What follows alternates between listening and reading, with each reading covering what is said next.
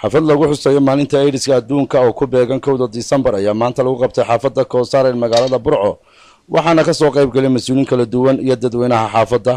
Axmed Maxamed Diiriye oo ka mid ah howlwadeennada ururka Ifenco ee soo qaban qaabiyay xafladan ayaa tilmaamay sida bulshada loogu baahan yahay inay ka fogaadaan halista cudurkan.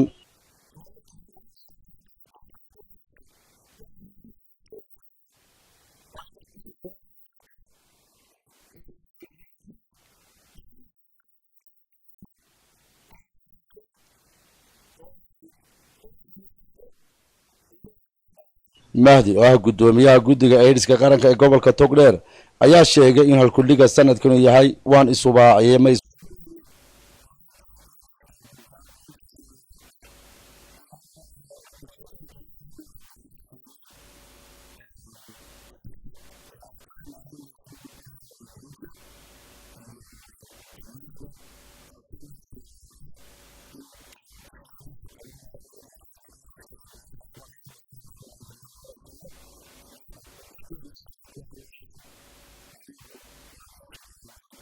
gudoomiyaha guddiga xaafadda Koosar Maxamed Axmed Hiirad ayaa u mahad celiyay ururka Ifenco isla markaana xuseen cudurkan yahay aafo qaran oo u baahan in laga fogaado.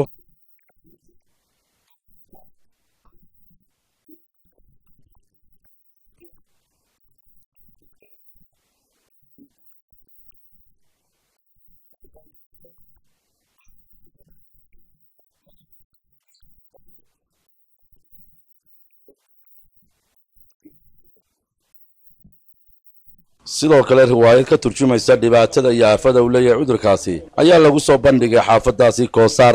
1 Diseembar ayaa loo asteeyay inay tahay maalinta AIDS-ka adduunka taasoo bulshada laga wacyigeliyo halista iyo dhibaatada uu cudurkaasi leeyahay. Kays Axmed Digaale, Hon Cable TV, Burco.